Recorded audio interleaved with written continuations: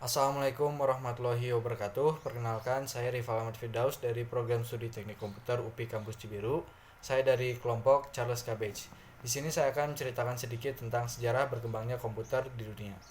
Nah, pertama, pengertian komputer itu sendiri. Komputer adalah sebuah perangkat elektronik untuk menyimpan dan memproses data yang biasanya dalam bentuk biner sesuai dengan instruksi yang diberikan padanya dalam program variabel. Nah, jadi di komputer ini sendiri mempunyai 5 generasi utama. Itu yang generasi pertama itu pada periode 1946 sampai 1959.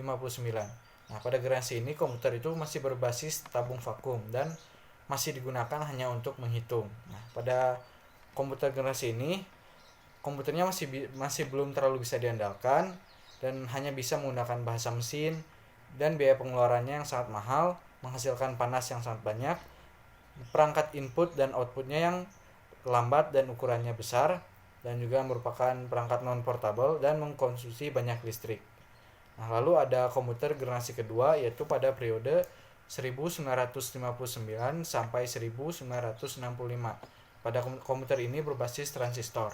Nah, dalam perakitan komputer generasi ini sudah menggunakan bahasa pemrograman tingkat tinggi seperti Fortran, COBOL, dan komputer ini menggunakan batch processing dan operasi sistem multiprogramming.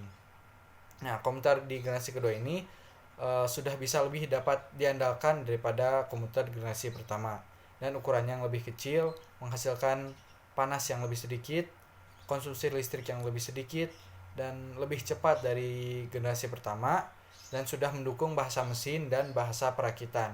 Tetapi biaya pembuatannya masih sangat mahal. Lalu ada generasi ketiga yaitu pada periode 1965 sampai 1971.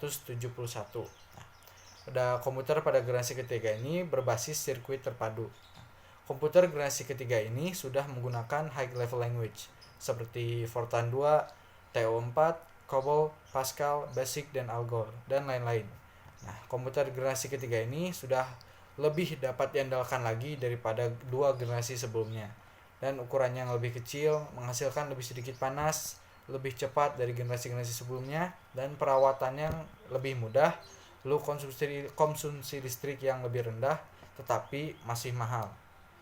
Lalu ada generasi keempat, yaitu pada periode 1971 sampai 1980. Nah, komputer pada generasi keempat ini berbasis mikroprosesor VLSI atau Very Large Scale Integration. Nah, di sirkuit VLSI ini memiliki sekitar 5.000 transistor dan elemen lainnya yang terhubung atau tergabung pada single chip, sehingga memungkinkan adanya mikrokomputer generasi keempat. Lalu di generasi keempat ini sudah bisa sharing real time network dan sudah menggunakan sistem operasi terdistribusi, dan semua bahasa tingkat tinggi seperti C, DBase, dan lain-lain sudah digunakan pada generasi ini. Nah, lalu selanjutnya ada generasi kelima, yaitu pada periode 1980 sampai sekarang.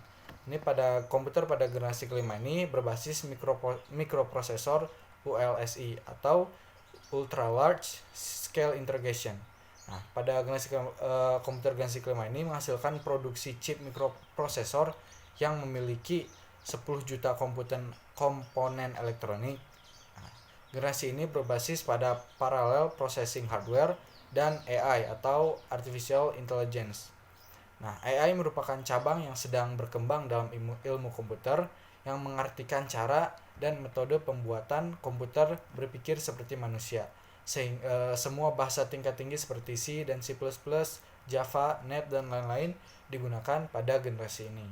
Nah, dan mungkin itu saja yang dapat saya sampaikan. Terima kasih telah menyaksikan. Assalamualaikum warahmatullahi wabarakatuh.